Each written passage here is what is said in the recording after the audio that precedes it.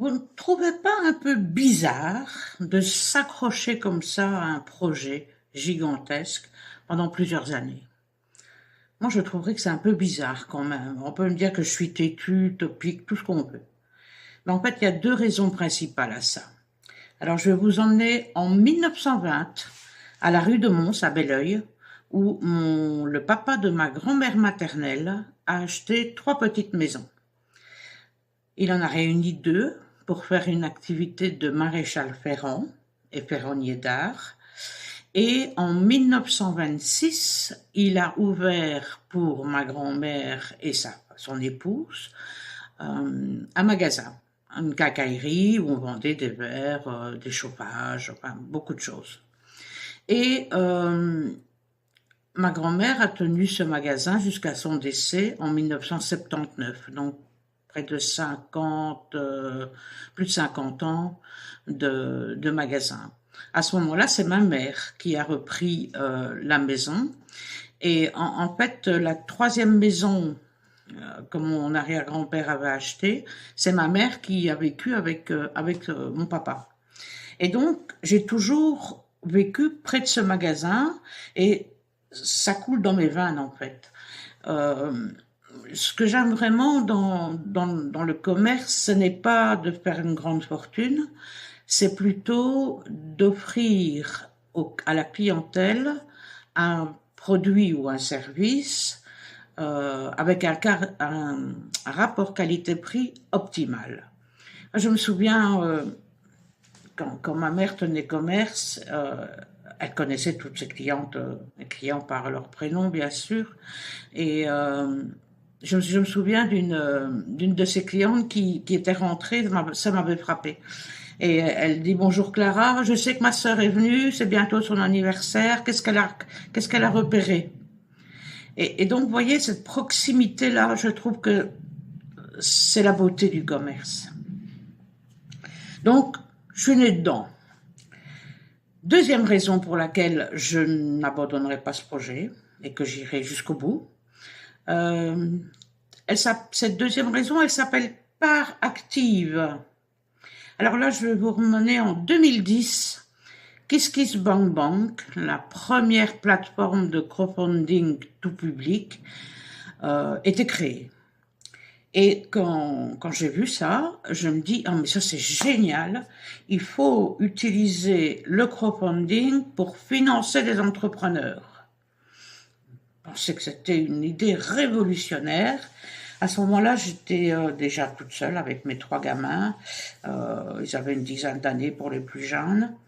Et donc, je suis rentrée dans un programme. Je tairai le nom de ce programme. Et par confidentialité. Et je me retrouve donc un mois. C'était un programme de un mois à Ath, près de là où j'habitais. Malheureusement, les deux formateurs, ils n'ont pas du tout adhéré au projet. Je me suis retrouvée quand même assez seule. Et, eh bien, j'ai abandonné. J'ai même pas présenté l'épreuve finale. Et c'est vraiment quelque chose qui me reste en travers de la gorge. J'aurais vraiment dû continuer parce que, sans doute que vous connaissez le crowdfunding, il y en a à toutes les sauces maintenant. C'est vraiment une pratique qui s'est vraiment démocratisée. Donc, ça me reste là. Et je vous promets que Kosolo et Terre d'Écosse n'aura pas la même finalité. Je m'accrocherai jusqu'au bout. Alors, pourquoi les familles monoparentales? Parce que je l'ai été pendant 20 ans, je vous l'ai dit dans la première vidéo, juste là. Avec 3 enfants, et ça n'a pas été simple, et je me dis, bon, je veux faire quelque chose pour les familles monoparentales. Elles le méritent. Et donc, je me dis, la première question que je me suis posée, c'est, moi, qu'est-ce qui a été le plus compliqué? Et donc, comme je l'ai déjà dit, l'accès au travail, quand on a 3 enfants, on a toujours un malade, et je pense que c'était important de régler ce problème.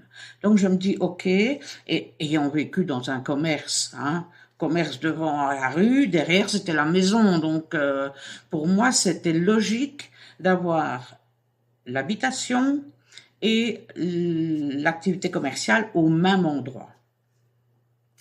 Donc je me dis, ok, alors idéalement, dans mes rêves, parce que je me dis, tant qu'à essayer de construire quelque chose, autant rêver grand. Donc je me dis, une ferme au carré. Ça reprend les valeurs de famille, de travail, de solidarité. Euh, donc j'ai trouvé que c'était très bien, une ferme au carré. Et donc, à travail, une maison, de la solidarité. Si un enfant est malade et qu'il y a une famille, une maman ou un papa qui n'est pas occupé à travailler, ben, on peut facilement s'occuper de l'enfant. On peut partager les trajets, on peut partager les ennuis aussi, avoir toujours un retour sur ce qu'on fait, de la façon dont, dont on vit cette séparation, ces difficultés d'éducation avec les enfants. Et puis pour les enfants, c'est absolument génial parce que ils peuvent profiter hein, d'une vie de famille un peu élargie, hein, avec des cousins ou cousines qui ne sont pas vraiment des cousins cousines. Et, euh, et donc voilà. Et vous avez aussi des projets non aboutis? Dites-le moi en commentaire.